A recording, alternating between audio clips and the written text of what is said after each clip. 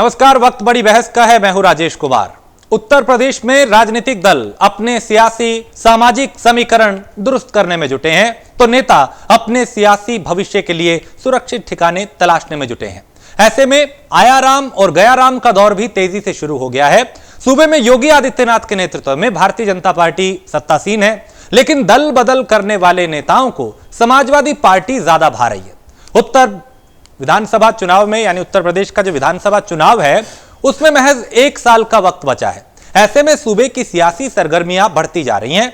2019 के लोकसभा चुनाव के बाद से करीब 2 दर्जन से ज्यादा बीएसपी नेताओं ने समाजवादी पार्टी का दामन थामा है, यानी उनको अलविदा कह के वो सपा में शामिल हो गए हैं।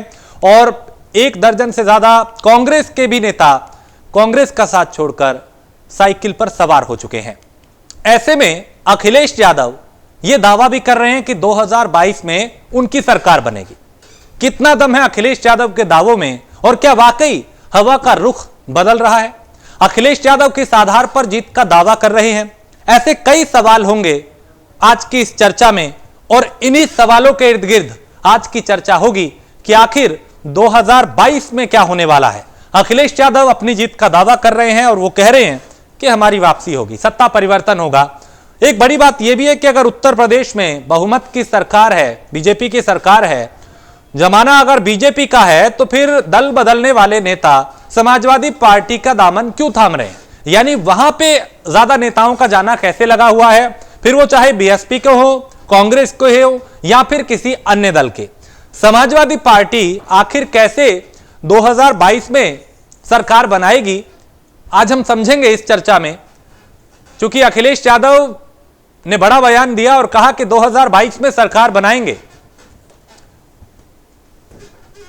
अखिलेश ने आज यह भी कहा कि मुख्यमंत्री सदन में झूठ बोलते हैं। एक नया कार्ड यह खेला गया कि योगी आदित्यनाथ तो बाहरी मुख्यमंत्री हैं, अखिलेश यादव की तरफ से यह भी कहा गया। तो यह बाहरी और अंदरूनी का जो अब कार्ड है, क्या यह भी फेंका जाएगा चुनाव में? कितना असर उसका होगा? साइकिल कैसे दौड़ेगी? कैसे जो साइकिल को जोड़ा जा रहा है कि एक पुर्जे जो गठजोड़ किया जा रहा है, क्या वो वाकई रफ्तार पकड़ेगी? क्या सूबे की सत्ता उस पर कवर संभाल होगी, यानी उस पर सवार होगी? तो ऐसे कई सवाल हैं और उनके जवाब हम तलाशेंगे। अब से कुछ देर में, कुछ मिनटों में हमारे साथ एक वरिष्ठ पैनल जुड़ेगा जिसमें राजनीतिक पार्टियों के भी लोग होंगे, जिसमें राजनीतिक विश्लेषक भी होंगे। विश्लेषण करेंगे, उम्मीदें समझेंगे और दावा समझेंगे कि किस आधार पर किया जा रहा है। क्या वाकई उत्तर प्रदेश में हवा का रुख बदल रहा है? क्योंकि पंचायत चुनाव भी है, थोड़ा सा समीकरण तो ये एक दे देंगे, हवा का रुख किस तरफ है इसके नतीजे दे देंगे। लेकिन दूसरी तरफ ये कि समाजवादी पार्टी में पिछले कई दिनों से लगातार दूसरे दलों के जो नेता हैं वो समाजवादी पार्टी में शामिल हो रहे हैं, इसमें कोई दो राय नहीं। तो समाजवादी पार्टी अपने आप को ये कहती है कि हम गांव के, गरीब के, ग्रामीण के पार्टी हैं और मौजूदा वक्त में एक सबसे बड़ा मुद्दा है किसानों का, और वो भी खासकर पश्चिमी उत्तर प्रदेश की अगर बात करें, यहां पे खासा प्रभावित लोगों को कर रहा है। और पश्चिमी उत्तर प्रदेश की कुर्सी जो है सत्ता की, उस तक का सफर तय करता है।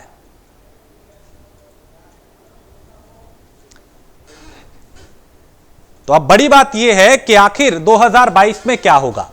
तो आज भी कई नेता समाजवादी पार्टी में शामिल हुए हैं और अखिलेश यादव बयानी जो तीर हैं वो भी लगातार छोड़ रहे हैं। बयानों के बाण एक दूसरे पे चलाए जा रहे हैं। योजनाएं कई चलाई गई अखिलेश के वक्त में भी, योगी आदित्यनाथ के वक्त में भी। सीएम योगी की योजनाएं जो हैं उसमें यूपी पेंशन योजना है, उसमें उत्तर प्रदेश श्रमिक भरण पोषण योजना है, इसके अलावा यूपी स्कॉलरशिप योजना है और मुख्यमंत्री युवा स्वरोजगार योजना है। कई योजनाएं चलाई गई लोगों की भलाई के लिए। अखिलेश यादव की बात करें तो लैपटॉप योजना घोटाले के दायरे में आ गई।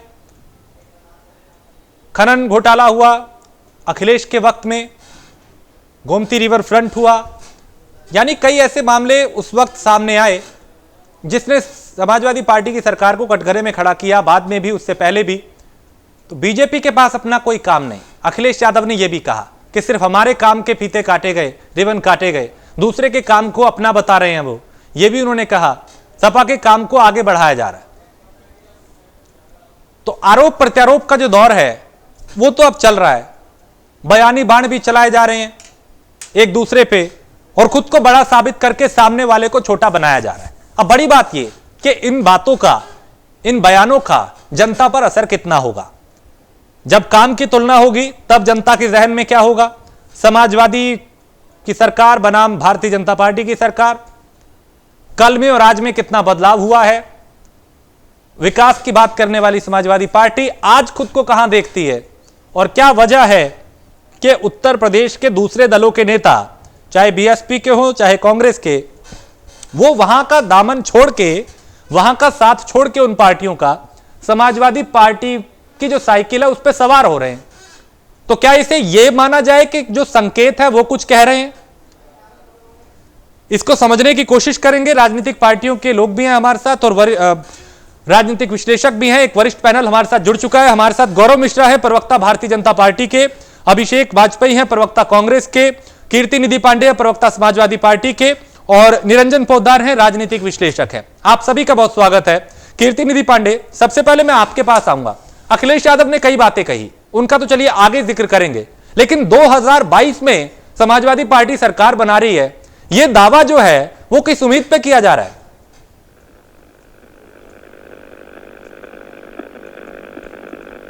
तो इस तरीके से आपके समझ रखता हूं, थोड़ा वक्त दीजिएगा जी। एक तो आदरणीय अखिलेश यादव जी ने कहा कि अगर हमारी सरकार बनेगी तो हम किसानों के हित में फैसले लेंगे, और जब जब हमारी सरकार रही तो हम किसानों के हित में फैसले लिए। नेताजी की सरकार थी तो हमने उत्तर प्रदेश के अंदर सभी किसानों का 10,000 रुपया कर्जा माफ करने का काम किया। आदरणीय अखिलेश यादव जी की सरकार में हमने 50,000 रुपया किसानों का कर्जा माफ करने का काम किया। और आज उत्तर प्रदेश की सरकार जो जीरो टॉलरेंस की नीति पे काम कर रही है, जो उत्तर प्रदेश के मुख्यमंत्री योगी आदित्यनाथ जी जीरो टॉलरेंस नीति की बात कर रहे हैं, मैं उनके जनपद की बात कर रहा हूं। गोरखपुर जनपद के अंदर धान क्रय नीति जो बनी उसके विपरीत गोरखपुर के अंदर धान की खरीदारी की जा रही है। पिछले साल जो धान की खरीद का भुगतान न करने वाली समितियां थी, जो धान की भुगतान न करने वाली मिल थे, उनको इस बार पुनः अटैच कर दिया गया धान की खरीदारी के लिए।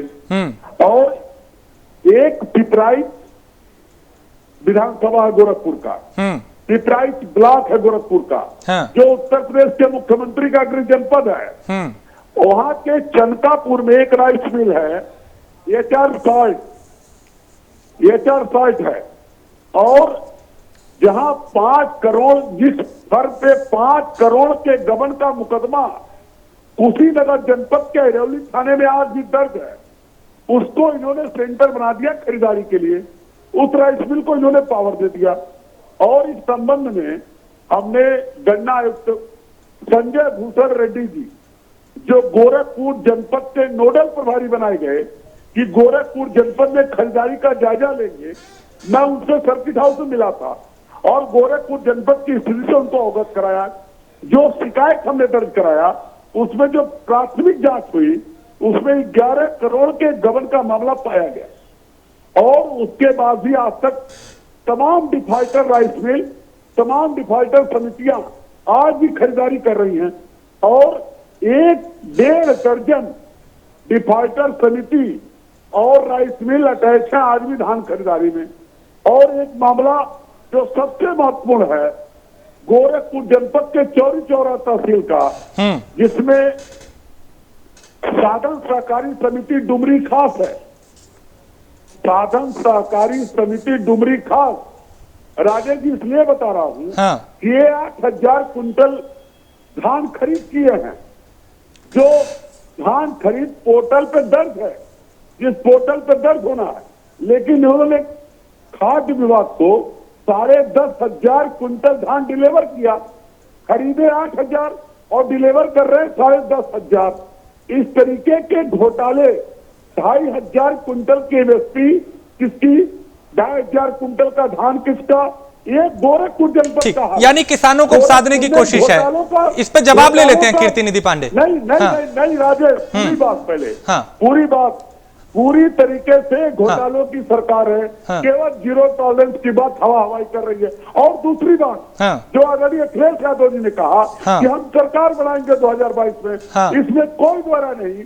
आज उत्तर प्रदेश के अंदर जो गरीब के साथ, जो मजदूर के साथ, जो किसान के साथ, जो पीड़ित के साथ खड़ा है, वो समाजवादी पार्टी के साथ खड़ा है। हम दावे के साथ कर सकते हैं। अगर हमने 55 लाख महिलाओं को पेंशन देने का काम किया हाँ। उत्तर प्रदेश के अंदर, हम लैपटॉप देने का काम किया उत्तर प्रदेश के अंदर, क्या उत्तर प्रदेश की योगी सरकार उत्तर प्रदेश के अंदर जो अपना कमिटमेंट की थी हम लैपटॉप देंगे, क्या किसी भी नौजवान को 4 साल की सरकार बीत जाने के बाद भी एक भी नौजवान ठीक है, छात्र को लैपटॉप अब जवाब ले लें कीर्ति निधि पांडे। हाँ। क्या नहीं, पूरी बात। हाँ।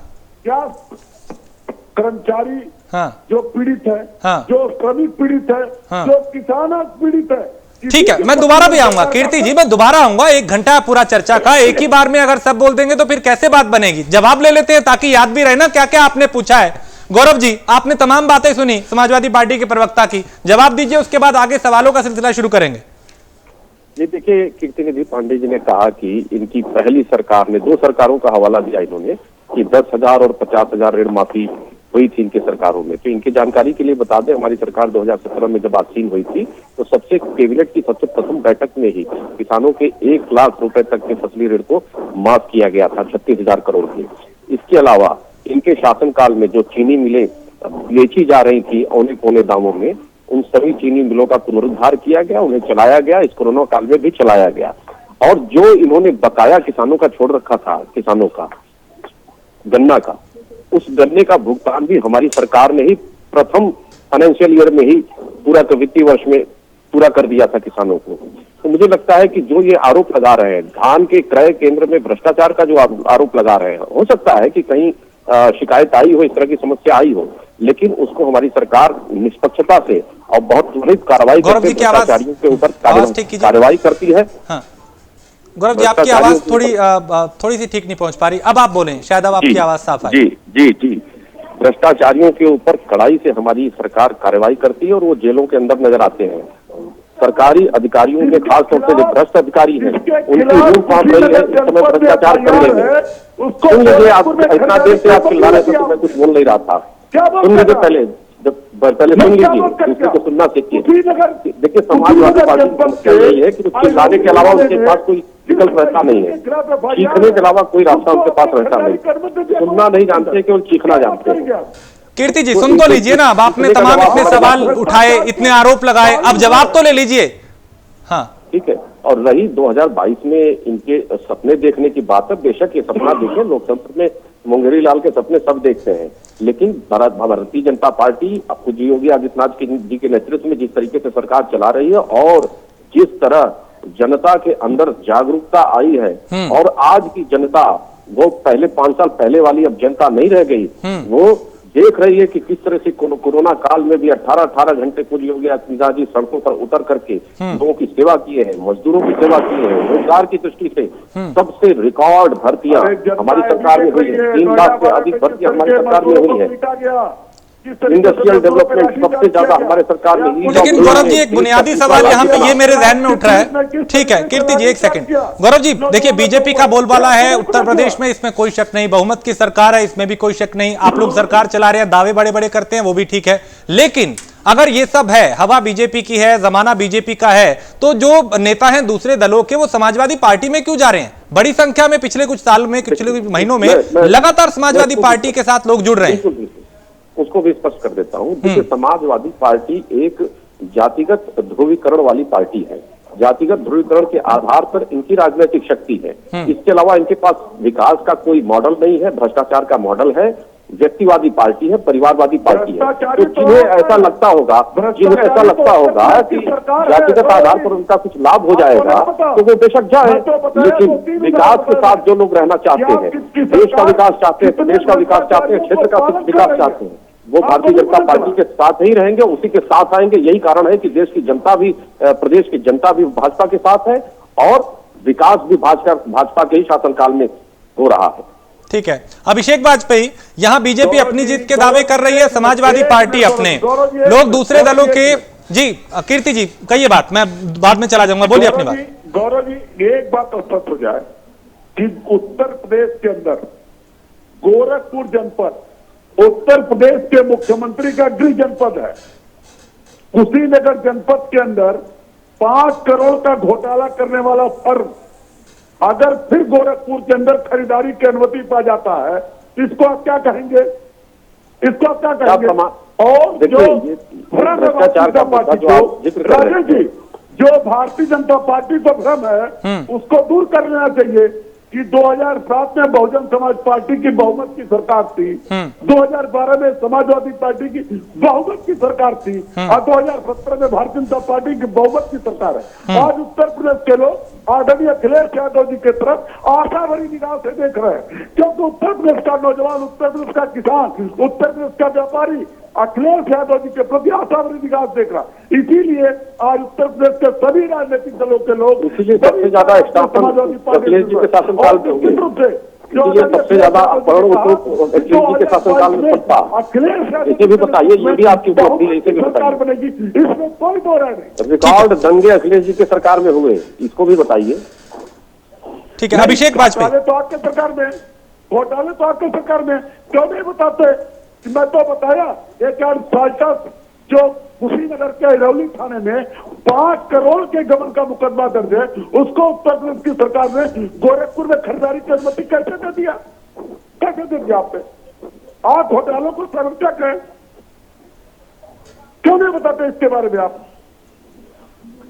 8,000 कुंटल धान खरीदने वाली फर्म चौरी चौरा तहसील में 10,500 कुंटल धान कैसे? ठीक है, ठीक है, एक से हाँ। अभिषेक वाजपेयी, समाजवादी पार्टी और बीजेपी अपने अपने दावे कर रही है कि 2022 में हमारी सरकार बनेगी। आप लोग खुद को कहां देखते हैं? कांग्रेस खुद को उत्तर प्रदेश विधानसभा चुनाव में कहां देख रही है? अभिषेक आप सुन पा रहे?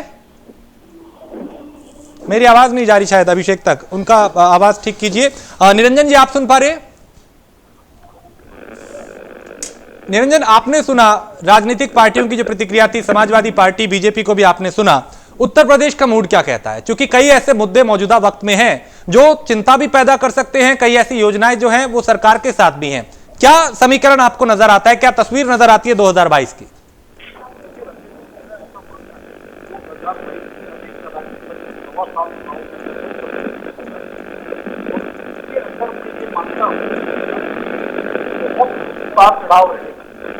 और जो दावा करने की बात दावा कर रहे हैं सरकार बनाने का, भारतीय जनता पार्टी इतना दावा कर रही है, इतना दावा कर रही है, मायावती इतना दावा कर रही है, अपना दावा कर रही है, बिहार में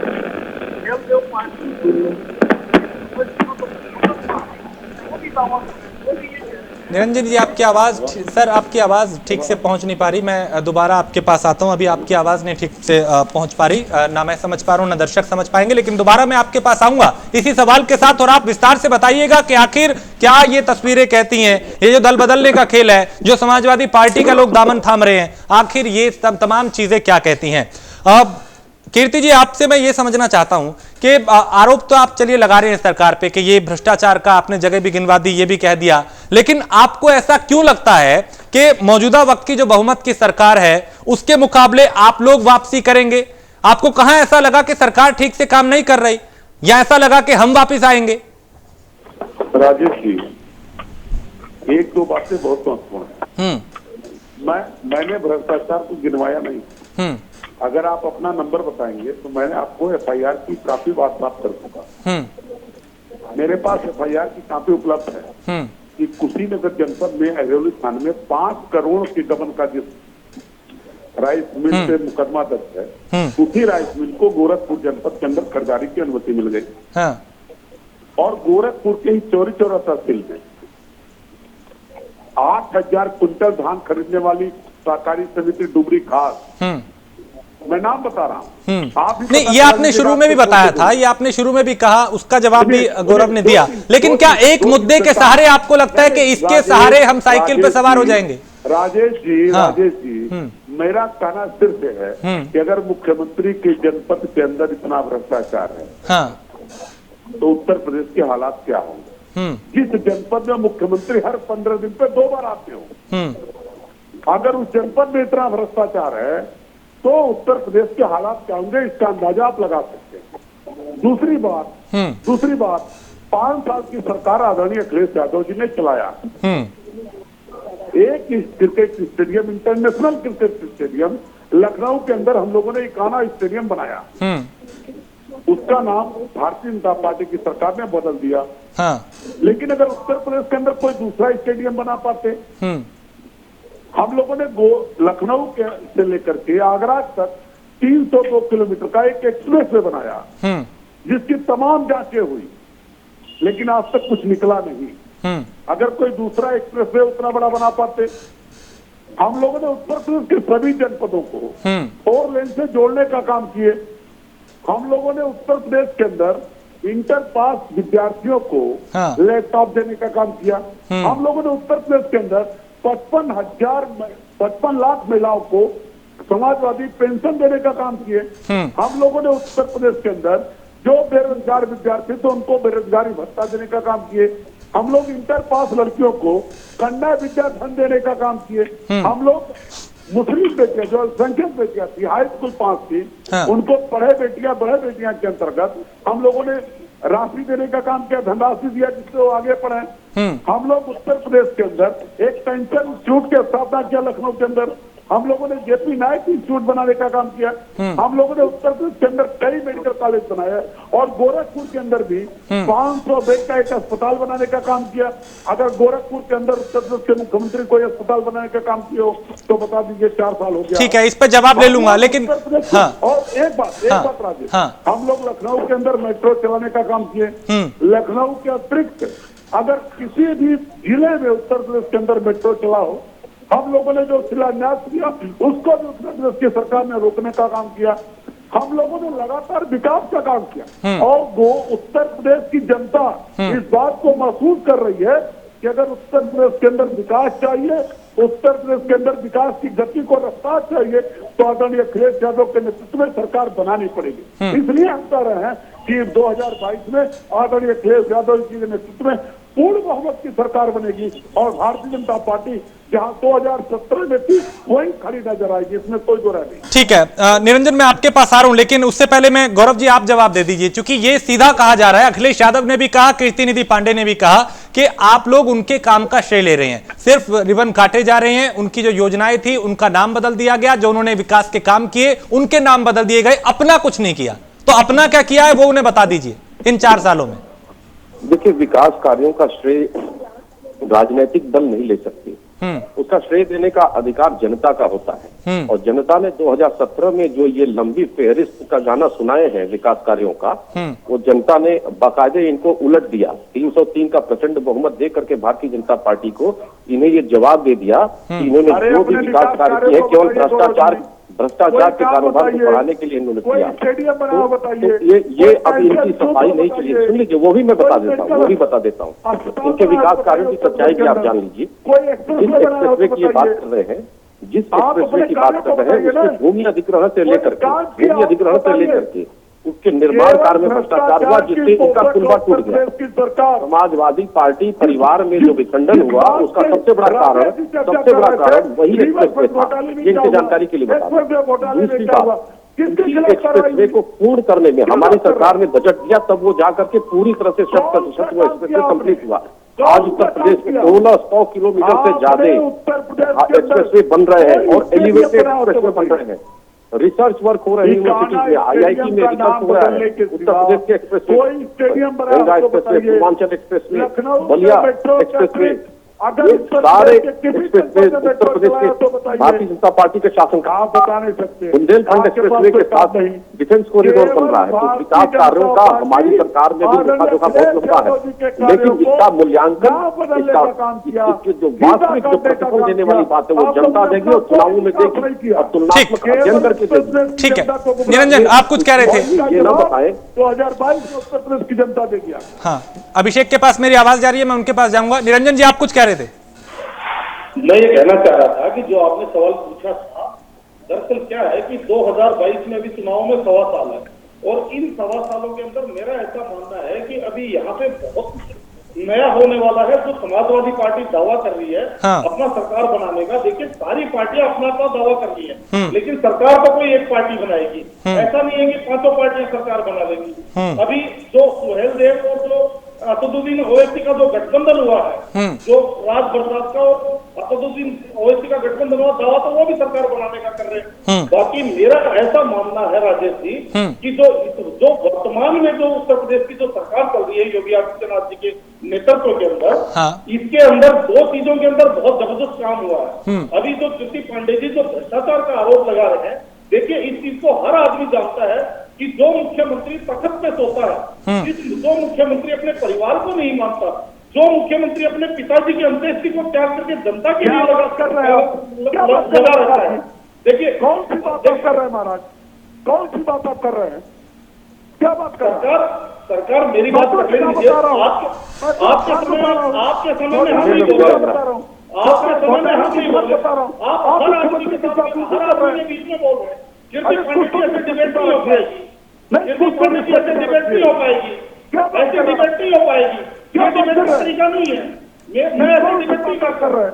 नहीं कीर्ति जी सुन तो लीजिए, कीर्ति जी सुन तो लीजिए, कोई आपत्ति होगी तो आपको मैं पूरा टाइम दूंगा, उनकी बात तो सुन लीजिए। मैं बहुत देर बाद उन तक पहुंचा हूं, उनकी आवाज नहीं आ रही थी पहले, अब उन्हें सुन तो लीजिए, विश्लेषण तो थोड़ा सा करने दीजिए, उसके बाद आपके पास मैं आ जाऊंगा। मुख्यमंत्री की जासूसी कर रहे हैं,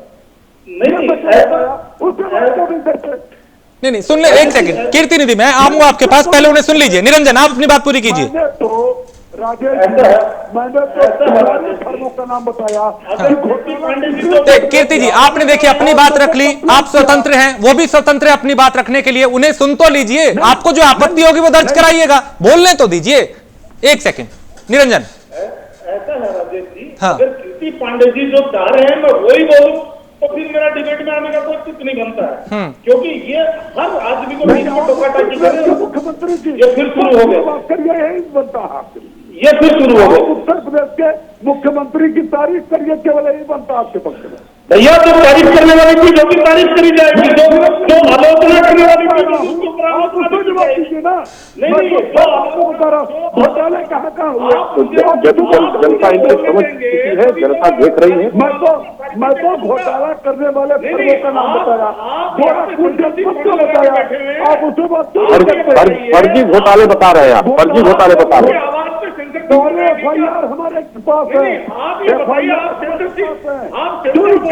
का घोटाला है, उसकी काफी अफसरों की एक बात बताइए, आप जो चाह रहे हैं मैं वही बोलूं, ये सेंसरशिप लगे यहाँ पे, कोई यहाँ पे सेंसरशिप लगी हुई है क्या बोलने पे? नहीं, आप मेरी बात मत करिए, आप ये बताइए ना, उसकी प्रशंसा नहीं, मैं तो जो मेरे विचार है वही कहूंगा ना, आप जो चाहेंगे वो बोलूंगा, जैसा आप चाहेंगे, या तो आप मेरे को लिख के दे दीजिए, मैं वही बोलना चाहता हूँ। लेकिन निरंजन अगर मेरे को बुलाया गया तो मेरे विचारों के लिए बुलाया जाए।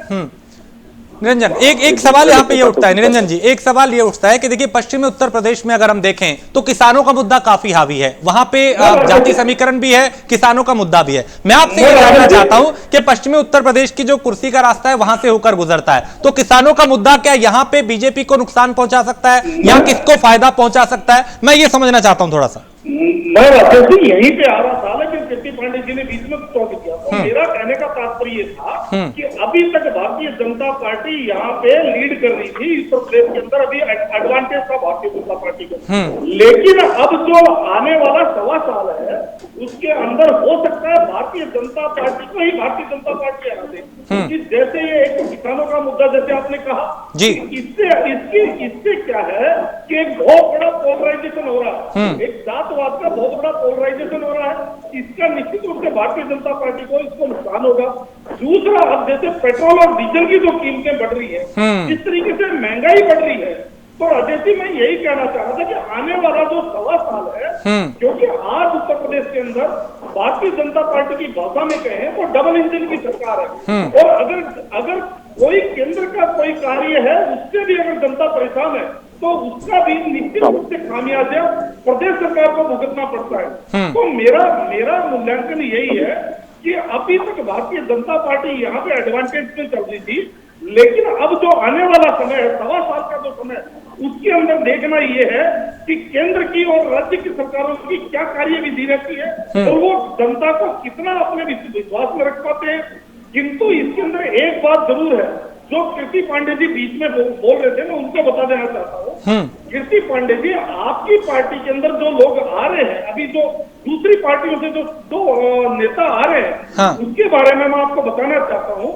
राजेश जी, पानी उसी के अंदर घुसेगा जिसके अंदर वैक्यूम होगा, यानी कि जहाँ पे जगह होगी वहीं पे कोई चीज घुसेगी। आज भारतीय जनता पार्टी के अंदर, आज बहुजन समाज पार्टी जैसे मान लीजिए पीछे चली गई, कांग्रेस कहीं है नहीं, तो जो वैक्यूम है वो समाजवादी पार्टी में है। जो राजनीतिक महत्वाकांक्षी लोग हैं उनके लिए एक जो स्थान है वो समाजवादी पार्टी में इस टाइम महसूस हो रहा है, इसलिए लोग दौड़ दौड़ कर उधर जा रहे हैं। अच्छा, चौथी और पांच, मैं जवाब देना चाहता हूँ। जी, मैं आपसे लूंगा जवाब। हाँ, मैं जवाब दूंगा। चौथी और आखिरी बात मैं जो कहना चाहता हूँ राजेश जी, वो ये है कि देखिए, ऐसा है कि आज केंद्र सरकार जिस तरीके से कार्य कर रही है और उसके अंदर जिस तरीके से मूल्य वृद्धि हो रही है हर चीज के अंदर, आज जैसे पेट्रोल डीजल तो है ही है, उसके साथ जो आप जनता से जुड़ी हुई हर एक चीज है, केरोसिन है या गैस सब्सिडी है, हर एक चीज को आप देख रहे हैं, तो उसका भी देखिए कहीं ना कहीं नकारात्मक प्रभाव भारतीय जनता पार्टी पर पड़ेगा। लेकिन जो महत्वपूर्ण बात यह है कि चुनाव के समय जिस टाइम ओवैसी जी यहाँ पे आएंगे और उत्तर प्रदेश के अंदर इस बार नए प्लेयर चुनाव में आ रहे हैं, जैसे आम आदमी पार्टी, आपको पता है कि आम आदमी पार्टी अभी पूरी ताकत लगाए बैठी है। संजय सिंह जी जिस तरीके से उत्तर प्रदेश के अंदर पूरी शक्ति लगा रहे हैं आम आदमी पार्टी से, तो इसका भी कहीं ना कहीं खामियाजी अगर भुगतना पड़ेगा तो समाजवादी पार्टी को डायरेक्शन दीजिए, मेरा ऐसा मानना है। ठीक है, कीर्ति जी आप जवाब दे दीजिए, उसके बाद मैं आ रहा हूँ अभिषेक आपके पास। हाँ, देखिए निरंजन जी बहुत वरिष्ठ पत्रकार है, लेकिन मैंने 2-3 सवाल खड़ा किया और निरंजन जी ने कह दिया समाजवादी पार्टी आरोप लगा रही है, योगी आदित्यनाथ जी अपने पिताजी के श्राद्ध में नहीं गए, बहुत ईमानदारी से काम कर रहे हैं। लेकिन अगर उनके नेतृत्व के अंदर, अगर उनके मुख्यमंत्रित्व रहते, अगर भ्रष्टाचार हो रहा है, लूट हो रही है, तो उसका जिम्मेदार कौन है? दूसरी सवाल, मैंने तो पूरे मिल के साथ, मैंने तो राजेश जी आपसे भी कहा और निरंजन जी से भी कहा कि मेरा नंबर आपके चैनल पे उपलब्ध है, मेरा व्हाट्सएप नंबर है, आप हमको भेजिए। मैं कुशीनगर जनपद के अंदर अहिरली थाने में जिस फर्म के खिलाफ FIR दर्ज है वही गोरखपुर के अंदर खरीदारी कर रहा है, इसका जिम्मेदार कौन है? 8,000 कुंटल धान खरीदने वाली फर्म गोरखपुर के अंदर, चौरी चौरा तहसील के अंदर जो 8,000 कुंटल धान खरीदी हो, धान खरीद विभाग के पोर्टल पे दर्ज हो और वो 10,500 कुंटल खाद्य विभाग को डिलीवर कर रही हो, और उसके लिए जिम्मेदार कौन है?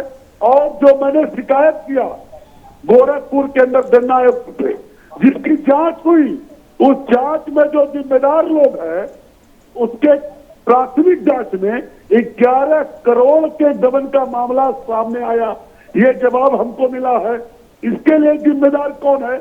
भ्रष्टाचार की पोषक उत्तर प्रदेश की सरकार है कि नहीं है, ये निरंजन जी को बताना चाहिए आज की सरकार के खिलाफ। और दूसरी बात, उत्तर प्रदेश के अंदर आदरणीय अखिलेश यादव जी, मैंने पहले भी कहा और फिर कह रहा हूं, नौजवानों के, किसानों के, बेरोजगारों के, व्यापारियों के आशा के किरण हैं, और इसीलिए उत्तर प्रदेश के अंदर जो लोग भी भारतीय जनता पार्टी की सरकार को उत्तर प्रदेश की सत्ता से हटाना चाहते हैं, वो लोग समाजवादी पार्टी के साथ है। और एक बात और स्पष्ट कर दूं, ठीक है निरंजन, इस भ्रम में भारतीय जनता पार्टी को नहीं रहना चाहिए कि बहुमत की सरकार है। बहुमत की सरकार आदरणीय अखिलेश यादव जी की भी थी, उसके पहले मायावती जी की भी थी, और ये सरकार हटेगी हटेगी हटेगी। ठीक, निरंजन, ये जो भ्रष्टाचार को लेके सरकार को घेरा जा रहा है, क्या ऐसा आपको लगता है कि ये छवि पे कोई असर पड़ेगा, या ऐसी कोई छवि जनता के बीच में जा रही है, या भ्रष्टाचार का एक मुद्दा इस चुनाव में कोई मुद्दा बनेगा जिसपे सरकार वोट करेगी? निरंजन, बहुत जल्दी से जवाब दीजिएगा। देखिए, मेरा ऐसा मानना है कि कहीं पे अगर कोई भ्रष्टाचार हो रहा है हाँ। तो उसके लिए कोर्ट भी है, उसके लिए एजेंसियां भी हैं, उसके लिए सारी चीजें हैं, और कोई भी उनको सरकार के अंदर ये इस चीज को कोई भी आदमी नहीं मान पाएगा कि सरकार में मुख्यमंत्री योगी आदित्यनाथ जी उनको बचाने का कार्य करेंगे। क्योंकि मैं इसका एक उदाहरण देता हूँ, कांग्रेस ने बड़ा जोर शोर से राफेल घोटाले का मुद्दा उठाया, लेकिन वो जनता ने नहीं स्वीकार किया। तो अभी जो कीर्ति पांडे जी जो कह रहे हैं, बहुत अच्छे प्रवक्ता है, बहुत सुलझे हुए नेता है, लेकिन मैं इनको बताना चाहता हूँ कि देखिए, जनता बहुत चीजों को देखती है। जनता केवल अगर एक चीज को देखती तो आपको मैं बताऊं कि दुष्यंत चौटाला को 10 सीटें देकर के सेकंड पार्टी नहीं बनाती, वहां पे सरकार में शामिल नहीं करती हरियाणा के अंदर। जनता केवल अगर भ्रष्टाचार को देखती तो लालू प्रसाद की पार्टी को बिहार के अंदर 110 सीटें देकर के बहुत बड़ा विपक्ष नहीं बनाती। लेकिन जनता के अंदर जनता कानून व्यवस्था भी देखती है, जनता प्रशासनिक ढांचा भी देखती है, जनता लॉ एंड ऑर्डर भी देखती है। मतलब आप कहना चाहते हैं भ्रष्टाचार कोई मुद्दा नहीं, झूठ कोई मुद्दा नहीं, नहीं आप कहना चाहते हैं कीर्ति पांडे जी देखिए, ऐसा है कीर्ति पांडे जी, लेकिन संस्था भ्रष्टाचार जो है ना, सरकार के कैबिनेट मंत्री रहे ओम प्रकाश राजभर, उन्होंने कहा था कि समाजवादी पार्टी की सरकार में अगर 2 को लिया जाता था तो आदरणीय आदित्यनाथ जी के सरकार में ठीक है, 500 लिया जा रहा। ठीक है, एक सेकंड अभिषेक आप सुन पा रहे हैं मुझे? बिल्कुल सुन पा रहा हूं। ठीक है अभिषेक, आपने चर्चा भी सुनी, चूंकि पिछली दफा मैं आपके पास 2 बार गया लेकिन आवाज शायद आप तक नहीं पहुंची थी। मैं आपसे समझना चाहता हूं कि तमाम आपने आरोप प्रत्यारोप सुने और उम्मीदें भी सुनी, दावे भी सुने। वो कह रहे हैं हमारी सरकार बनेगी, समाजवादी पार्टी कह रही है हम आएंगे। आप लोग खुद को कहां देख रहे हैं? कांग्रेस विधानसभा चुनाव में 2022 में खुद को कहां देख रही है? देखिए, सबसे पहली बात तो ये सरकार, ये तो उपक्रम है। आज भारतीय जनता पार्टी की सरकार है, कल कांग्रेस की सरकार होगी, उसके बाद सपा की सरकार होगी या उसके बाद किसी और की सरकार होगी। ये तो बदलता हुआ उपक्रम है, क्योंकि जनता जनार्दन है। जनता को जो उचित लगेगा जनता वही काम करेगी, नंबर 1। नंबर दूसरी चीज, जैसा कि अभी बात भ्रष्टाचार की हो रही है, तो अगर आप भ्रष्टाचार में देखें तो मैं एक उदाहरण के तौर पर आपको याद दिला दूं कि कुछ टाइम पहले आपके चैनल पे भी डिबेट हुआ था। जो सबसे बड़ी चीज है कि भ्रष्टाचार में संलिप्त हो गई है सरकार, वो इस वजह से हो गई है क्योंकि जो ब्लैकलिस्टेड कंपनियां थी उनको ठेके दिए जाने लगे। चाहे आप खाद्य रसद में देख लीजिए, चाहे आप परिवार निगम में देख लीजिए, चाहे किसी और विभाग में देख लीजिए। और सबसे बड़ी चीज, इनके यहाँ पे कार्यवाही नाम की चीज नहीं है। कार्यवाही सिर्फ एक व्यक्ति पे होती है, जो भी अधिकारी होते हैं उन पे कार्यवाही होती है, उसके अलावा कार्यवाही नहीं होती। अगर इनकी किसी मंत्री की संलिप्तता पाई भी जाती है तो उसको धीरे से कैसे भी करके निकाल लिया जाता है। उदाहरण के तौर पे आपको याद दिला दूं कि एक प्रतिष्ठित रियल एस्टेट कंपनी के लिए एक राज्य मंत्री ने एक सीईओ को धमकाया था कि आप उसके खिलाफ जांच कैसे कर सकती हैं, आपको ध्यान होगा, ये चर्चा काफी गर्म हुई थी। लेकिन क्या कोई कार्यवाही हो सकी? नहीं हो सकी। इसी तरीके से आप देख लीजिए कि लखीमपुर खीरी की घटना या कहीं और की भी घटना में आपको याद दिला दूंगा तो कहेंगे कि इनके ही विधायक जो है वो जबरन थाने पे हमला करके अपने लड़के को छुड़ा ले जाते हैं, उसके मित्रों को छुड़ा ले जाते हैं। क्या विधायक के ऊपर कोई एक्शन हुआ? कोई एक्शन नहीं हुआ। लेकिन ये सब चीजें भारतीय जनता पार्टी अपने लोगों को बचाने में रखती है, उसकी गाज जो दिखती सिर्फ अधिकारियों पे गाज गिरती है। अब बात करती है कांग्रेस की। जो कांग्रेस की बात यह है, कांग्रेस ने अपने संगठन पे काम किया हुआ कर भी रही है और हमें उससे कोई फर्क नहीं पड़ता कोई किसी पार्टी को छोड़ करके जाए, कोई किसी की पार्टी को छोड़ करके जाए। बल्कि हम तो कहते हैं जो दलबदलू है वो चले जाए, जनता इसको देखती है। जो दलबदलू है वो चले जाए, जनता इसको देख रही है। हम अपने संगठन पे काम कर रहे हैं, हम जनता की बेसिक मुद्दों को लेकर के चुनाव लड़ेंगे और आने वाले समय में हम माननीय प्रियंका गांधी जी की अगुवाई में और माननीय अजय कुमार लल्लू जी की अगुवाई में सरकार बनाने का दावा करेंगे। ठीक है गौरव, इस वक्त एक गर्म मुद्दा यह है कि किसानों का जो मुद्दा है वो इस वक्त चर्चा में है। किसान लगातार अलग अलग जगह पे प्रदर्शन भी कर रहे हैं और पश्चिमी उत्तर प्रदेश के किसान भी अब खासे नाराज भी नजर आ रहे हैं, तरह तरह की प्रतिक्रियाएं भी आ रही हैं। इनको कैसे आप साथ लेंगे? क्योंकि अभी जो माहौल है वो ये कहता है कि कहीं ना कहीं आपको इसका नफा नुकसान हो सकता है। कैसे देखते हैं इसको?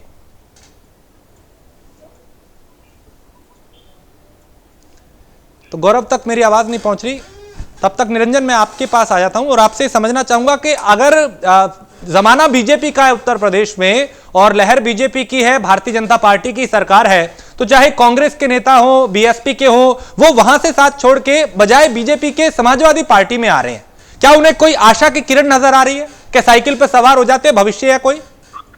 देखिए ऐसा है राजेश जी, मेरी आवाज आ रही है ना आपको? जी हाँ, ऐसा है राजेश जी, आपको मैंने पहले भी बताया है कि एक्चुअल में वैक्यूम जहां होता है, जहां पे खालिस्तान होता है, वहीं पे भरा जाता है।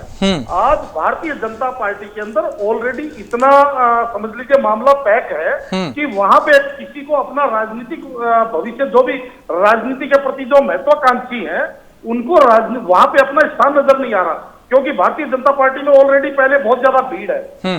तो इस वजह से अभी जो बहुजन समाज पार्टी और कांग्रेस, इस टाइम आपको तो कांग्रेस तो वैसे ही चौथे पांचवें नंबर की पार्टी पहले से थी, तो अब दूसरे जो प्रत्युत्तर के अंदर जो पार्टी समझी जा सकती है वो समाजवादी पार्टी है। तो समाजवादी पार्टी के अंदर इस टाइम वैक्यूम है, इस टाइम वहां पे खालिस्तान है, जगह है, तो लोगों को वहां अपना स्थान नजर आ रहा है, तो लोग भाग भाग करके वहां जा रहे हैं। रही बात आपने किसानों की कही, देखिए राजेश जी, मेरा ऐसा मानना है कि आज की तारीख से तो जो भारतीय जनता पार्टी का परंपरागत वोट बैंक माना जाता था, या मैं कहूं कि यहाँ पे पश्चिम उत्तर प्रदेश के अंदर बहुत मजबूत वोट बैंक माना जाता था, जाट वोट बैंक, आज वो भारतीय जनता पार्टी से छिटका हुआ है। अब ये अलग बात है कि अभी, क्योंकि अभी ये मैच खत्म नहीं हुआ है किसानों वाला, अब आगे सरकार की क्या रूपरेखा रहती है, सरकार इनको कैसे मनाती है, इनको राजी करके भेजती है या इनको नाराज करके वहां से उठाती है, ये इन चीजों का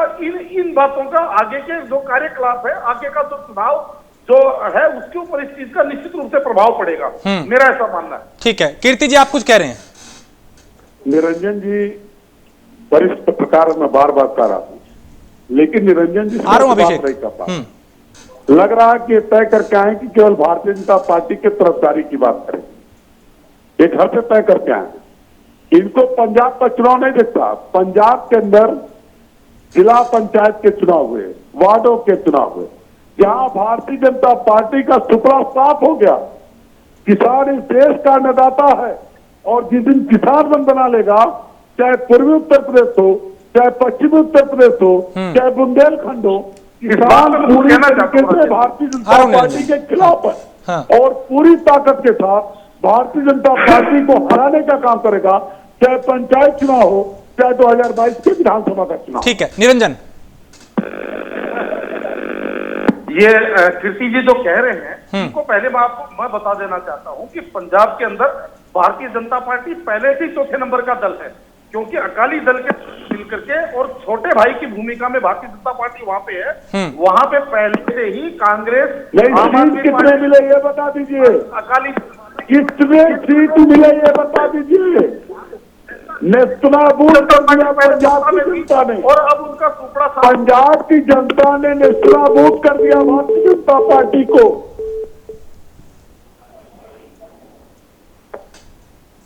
ठीक है, शायद निरंजन का मुझे लगता है फोन कट गया, दोबारा उनसे संपर्क करेंगे। लेकिन अभिषेक आप कुछ कह रहे थे, आपकी टिप्पणी? देखिए, सबसे बड़ी बात है कि मैं निरंजन जी की बातों से बिल्कुल भी सहमत नहीं हूं। भारतीय जनता पार्टी की लहर कहना इसको गलत होगा। जनता ने मैंडेट जरूर दिया। आप देखिए कि जहां पे भारतीय जनता पार्टी की सीटें कम होती है, वहां पे क्या करते हैं, ये पैसों के दम पे लोग दूसरे दलों के विधायकों को खरीदते हैं और उनको अपने पाले में बुला लेते हैं। इस वजह से वो सरकार गिरा लेते हैं। आप चाहे जहां के भी देखिए, आप चाहे आप मध्य प्रदेश में भी देखिए, सबसे ताजा उदाहरण मध्य प्रदेश का देख लीजिए, जहां पे वैश्विक महामारी के समय पे सिर्फ सरकार बनाने के लिए उन्होंने लॉकडाउन को ओपन कर रखा था, और जैसे ही सरकार बना ली, शपथ ग्रहण हो गया, उसके बाद लॉकडाउन कर दिया।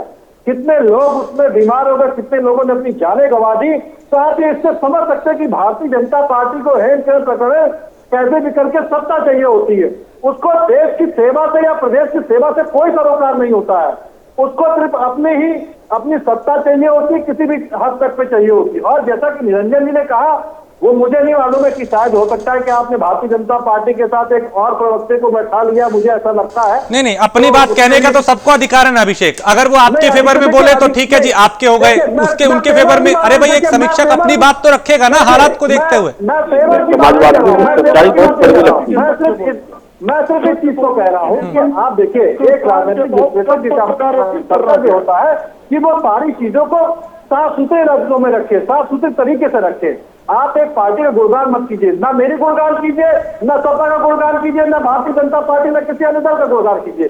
आप जनता को उसकी सच्चाई दिखाइए, किसी भी पार्टी की सच्चाई दिखाइए, लेकिन यहाँ पे आप उसकी नहीं दिखा रहे। आप भारतीय जनता पार्टी की लहर की बात कर रहे हैं, कौन सी लहर की आप तो झूठा प्रलाप कर ही रहे हैं ना, आप तो झूठा प्रोपेगेंडा चला ही रहे हैं। जो सच बोल रहा है उसको भी आप प्रेरित कर रहे हैं कि झूठ बोले, आप ऐसा प्रोपेगेंडा चलाने का प्रयास कर रहे हैं। सच्चाई आप लोगों को बर्दाश्त नहीं होती है।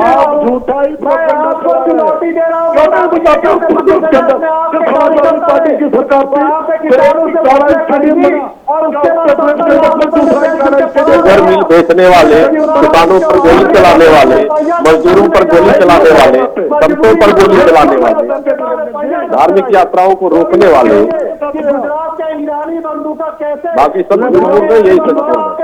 लेकिन गौरव ठीक है, एक एक करके एक सेकंड अभिषेक एक सेकंड। गौरव देखिए, गंभीर चर्चा है और लगातार हमने गंभीर सवाल उठाए, जवाब भी उनके मिले, आरोप प्रत्यारोप का दौर भी चला। अभी मौजूदा वक्त में 3 कृषि कानून का जो मुद्दा है पूरे देश में गरमाया हुआ है। पश्चिमी उत्तर प्रदेश में अब अलग समीकरण बन रहे हैं। उनकी जो निराशा है किसानों की, जो अभी दिखाई दे रही है, उसको कैसे दूर कर पाएंगे आप? क्योंकि बड़े पैमाने पे गांव से ही सरकार तय होती है कि किसकी बनेगी। अगर वहां पे नाराज है ग्रामीण, गरीब या किसान, तो फिर कैसे आप लोग उम्मीद कर पाएंगे 2022 की? देखिए, 2014 से विपक्ष जो है मुद्दा विहीन है और हमेशा वो जिन आंदोलनों को लेकर के चला, चाहे वो सीए का आंदोलन रहा हो, चाहे वो एनआरसी का आंदोलन। अरे आप चुप रहो, पहले सुनो। अपने तो बीच में आप चिल्ला रहे हैं, आपके बीच में तो नहीं बोल रहे थे, और बीच में कोई बोल रहा है तो आप चिल्लाना शुरू कर दे रहे हैं। क्या तरीका है? आपके पास आप सुनिए पहले, आप सुनिए। बोलने को चिल्लाने के लिए मेरे पास भी बहुत कुछ है, लेकिन आपके जैसा संस्कार नहीं है, आपके जैसा विकृत संस्कार नहीं है हमारे पास।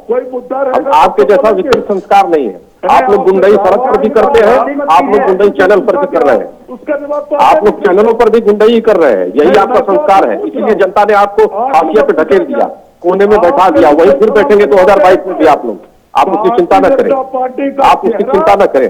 आप कितना भी किसान आंदोलन को भोंपू लगा करके चिल्लाते रहे, देश भर में घूमते रहे, तो जनता आपकी बात को स्वीकार करेगी और न किसान आपकी बात को स्वीकार करने के लिए तैयार है। ठीक है, जनता और किसान जो है, सरकार की योजनाएं कैसे उन तक पहुंची है, कैसे उनके जीवन स्तर को ऊपर उठा रही है ये सरकार, वो देख रही है, ईमानदारी से देख रही है। और आत्मनिर्भर भारत बनने की दिशा में भारतवासी अग्रसर है, इसलिए आपका ये प्रोपेगेंडा चलने वाला नहीं है 2022 में। आप कितना भी प्रलाप कर लेंगे, आप जितना सीढ़ी चढ़ेंगे उससे कई गुना नीचे आएंगे। आप चिल्लाते रहिए इसी तरीके से। निरंजन, धर्म के नाम पे गोली चलवाओगे तुम लोग, धर्म के नाम पे गोली चलवाओगे तुम लोग, और अखिलेश जी प्रेस कॉन्फ्रेंस करेंगे और उसमें कहेंगे कि मुसलमान पीड़ित है। अरे केवल पीड़ा केवल मुसलमानों की दिखाई देती है, अन्य लोगों की पीड़ा नहीं दिखाई। निरंजन, आने वाले वक्त में देखिए पंचायत चुनाव भी हैं, 2 दिन बाद बजट भी आएगा, उसके बाद किसानों का आंदोलन भी चल रहा है। किसान हर गांव में है, हर जगह है, हर जिले में है, हर जगह किसान है। किसान महत्वपूर्ण भूमिका चुनाव के वक्त निभाते हैं, हर पार्टी के केंद्र में किसान रहते हैं। 2022 में क्या किसानों का मुद्दा अहम होगा? क्या किसान महत्वपूर्ण भूमिका निभाएंगे उस चुनाव में? ऐसा है राजेश जी, मेरा ऐसा मानना है कि अभी किसानों का जो मामला है, ये अभी गेम चालू है, इसके अंदर अभी मैच खत्म नहीं हुआ है। और इसके अंदर निश्चित रूप से ये चीज महत्वपूर्ण है कि सरकार अब आगे किसानों के साथ कैसे क्या करती है। मैंने आपको पहले भी बोला है कि सरकार किसानों को कितना राजी कर पाती है, कितना इनको नाराज होकर के इनको उठाती है, इस चीज के ऊपर बहुत बड़ा महत्वपूर्ण है। लेकिन ये चीज निश्चित रूप से कि अगर किसानों की नाराजगी रही तो वो कहीं ना कहीं भारतीय जनता पार्टी के बहुत ज्यादा विपरीत में जाएगी और इसका भारतीय जनता पार्टी को निश्चित रूप से खामियाजा उठाना पड़ेगा। लेकिन चूंकि अभी जो ये आंदोलन भी चालू है, सरकार भी कह रही है कि भाई जैसे अभी पीछे प्रधानमंत्री जी ने कहा था कि भाई हम एक कोल दूर है, हमारी दूरी एक कोल की है। अब वो कितना उस चीज को कितना वो डिले कर रहे हैं, क्या क्या सरकार की स्थिति है, क्या सरकार चाहती है, क्या सरकार सोचती है, ये सारी की सारी चीजें तो देखिए भविष्य के गर्भ में है, तो वो आने वाला समय ही बताएगा। हाँ, लेकिन निरंजन, हाँ जी, लेकिन क्या जिस तरीके से, कीर्ति जी एक सेकंड, कीर्ति जी ऐसे देखिए बीच में बोलेंगे आपकी बात भी समझ नहीं आएगी, उनकी भी इंटरप्ट हो जाएगी। एक सेकंड, हाँ एक सेकंड, मैं आपके पास आऊंगा, आखिर में आपको पूरा वक्त दूंगा, आपकी जो बात है, आपके जो सवाल है, लेकिन निरंजन जोड़ना चाहता हूँ। हाँ निरंजन जी, आप अपनी बात पूरी कीजिए। आपने देखा होगा कि 2006 के अंदर राजस्थान के अंदर गुर्जर आरक्षण आंदोलन बहुत भयंकर रूप से चला था, और उस टाइम जो गुर्जरों की जो नाराजगी है वो वसुंधरा के प्रति बहुत जबरदस्त थी। लेकिन 2008 के अंदर जब राजस्थान के अंदर चुनाव हुए तो उसी आंदोलन के जो कर्तमकर्ता या समझ लीजिए जो प्रमुख नेता थे, कर्नल किरोड़ी सिंह बैसला, वो भारतीय जनता पार्टी की टिकट पे वो चुनाव लड़ गए। तो देखिए अभी आने वाले समय में कुछ भी हो सकता है, क्योंकि भारतीय राजनीति में कुछ भी असंभव नहीं है। हो सकता है कि कल को जो राकेश टिकैत जी जो आज सरकार के खिलाफ इतना प्रमुखता से उगल रहे हैं, आवाज उठा रहे हैं, हो सकता है कि कल वो भारतीय जनता पार्टी उनसे राजी हो जाए, भारतीय जनता पार्टी उनको कन्विंस कर ले, या उनको समझ लीजिए जो भी उनका कोई राजनीतिक लाभ उठा सके वो उठा सकती है। तो ये सब भविष्य के गर्भ में, लेकिन आज की स्थिति को देखते हुए निश्चित रूप से इसको भारतीय जनता पार्टी को इसका डैमेज हो रहा है, मेरा ऐसा मानना। ठीक है, कीर्ति जी आप कुछ कह रहे हैं? मैं कह रहा हूं कि निरंजन जी ने कहा कि प्रधानमंत्री जी ने कहा कि एक फोन कॉल पे दूर, हाँ 3 महीने से किसान दिल्ली की सीमाओं को घेर के बैठा है, एक फोन कॉल दूर है, लेकिन आज तक 150 से 200 किसानों की मौत हो चुकी, लेकिन देश के प्रधानमंत्री को संवेदना नहीं लगी। देश के प्रधानमंत्री आज तक किसानों से बात नहीं किए, झूठ बोल रहे हैं आप। मैं कह रहा हूं कहां से सर्टिफिकेट? कीर्ति वो कौन से मुद्दे हैं जिनको लेके आप चुनाव में जाएंगे और आपको उम्मीद है कि जनता आपके साथ आ जाएगी? झूठ बोल रहे हैं 150-200 किसानों की मौत हुई। आप झूठ बोल रहे हैं, विशुद्ध झूठ बोल रहे हैं। नहीं, आपके पास तो आंकड़ा है क्या? आप झूठा प्रलाप कर रहे हैं। अरे आपके पास प्रमाण दिखाइए, 200 किसानों का प्रमाण दिखाइए मरने का पहले प्रमाण दिखाइए। आप दिखाइए, पीएम रिपोर्ट दिखाइए, पीएम रिपोर्ट दिखाइए। झूठ गाना बंद करिए, झूठ प्रलाप करना बंद करिए। आप बता दीजिए, झूठ तो आप दिखाइए, सर्टिफिकेट दिखाइए, आप प्रमाण दीजिए इसका। हाँ, हम प्रमाण दे सकते हैं कि लाल किले पर झंडे का अपमान, तिरंगे का अपमान किया, उसका समर्थन आप लोग कर रहे हैं। तिरंगे का अपमान का समर्थन आप लोग कर रहे हैं। आप गुमराह कर रहे हैं, आप गुमराह कर रहे हैं। आप खालिस्तानियों का समर्थन आप लोग कर रहे हैं, ये दिखाई दे रहा है। आप भारतीय जनता पार्टी प्रवक्ता है, मौत का गाना गा रहे हैं, झूठा प्रलाप कर रहे हैं केवल टीवी पे बैठकर। बंद करिए जी। भारतीय जनता पार्टी के प्रवक्ता है, आप क्यों नहीं बताते कि कितने किसानों की मौत हुई? क्यों नहीं बताते इस बात? चलिए हम देखेंगे अब कि जनता क्या तय करेगी। फिलहाल हर दल अपने अपने दावे कर रहा है। समाजवादी पार्टी ने अपने दावे किए। बहुत शुक्रिया गौरव मिश्रा, अभिषेक वाजपेयी, कीर्ति निधि पांडे, निरंजन पोद्दार इस चर्चा में शामिल होने के लिए आप सभी का बहुत शुक्रिया। 2022 की जो लड़ाई है चुनावी, वो बेहद दिलचस्प होगी। समाजवादी पार्टी अपनी जीत के दावे कर रही है, बीजेपी अपनी कर रही है। आखिर में तो जनता ही तय करेगी वो किसके साथ गई और किसके खिलाफ गई।